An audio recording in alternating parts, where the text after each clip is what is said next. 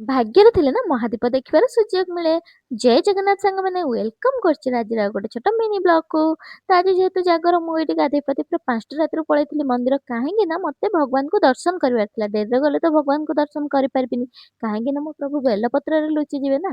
ତ ସେଥିଲାଗି ତ ଏଇଠି ପଳେଇଥିଲି ଜଲ୍ଦି ଜଲ୍ଦି। ତ ଏଇଠି ଯାଇକି ମୋର ଭଲସେ ପୂଜା କରିଦେଇଥିଲି, କାହିଁକି ନା ଲୋକ ବହୁତ କମ୍ ଥିଲେ, ସେଥିଲାଗି ଭଲସେ ପୂଜା କରି ଭଗବାନ ଦର୍ଶନ କରି ମୁଁ ପଳେଇ ଆସିଥିଲି ମୋ ରୁମକୁ। କାହିଁକି ନା ମୋ ରୁମରେ ଯୋଉ ଭଗବାନଙ୍କୁ ରଖିଛି ସେମାନଙ୍କୁ ମୁଁ ପୂଜା କରିକି ଯାଇନଥିଲି, ତ ଆସି ସାରିକି ମୁଁ ଏଇଠି ମୋ ପ୍ରଭୁଙ୍କୁ ପୂଜା କରିଦେଇଥିଲି। ଆଉ ସନ୍ଧ୍ୟାରେ ମତେ ବହୁତ ଇଚ୍ଛା ଥିଲା ଜାଗର ଦୀପ ଜାଳିବାର ଯାଇ ମନ୍ଦିର। ଆଉ ମୁଁ 2 ବର୍ଷ ହେଲା ତ ଯାଇକି ଜାଳୁଛି, କିନ୍ତୁ ଏଇ ବର୍ଷ କିଛି କାରଣ ହେତୁ ମୁଁ ଯାଇପାରୁନି, ତ ସେଥିଲାଗି ମୁଁ ମୋ ରୁମରେ ଜାଗର ଦୀପ ଲଗେଇ ଦେଇଥିଲି। ଆଉ ଜାଗରର ମହାଦୀପ ଉଠିବା ପାଇଁ ତ ବହୁତ ଲେଟ୍ ହବ, ସେଥିଲାଗି ମୁଁ ମନ୍ଦିର ଯାଇଥିଲି, ଗୋଟେ ଦୀପ ଜାଳି ଦେଇ ପଳେଇ ଆସିଲି, କାହିଁକି ନା ଏତେ ଭିଡ଼ ବସିବା ପାଇଁ ବି ଜାଗା ନଥିଲା। ଆଉ ତ ମହାଦୀପ ଉଠିବା ଯାକେ ବହୁତ ଲେଟ୍ ହେଇଥାନ୍ତା, 10:30, ତ ମୁଁ ପଳେଇ ଆସିଲି।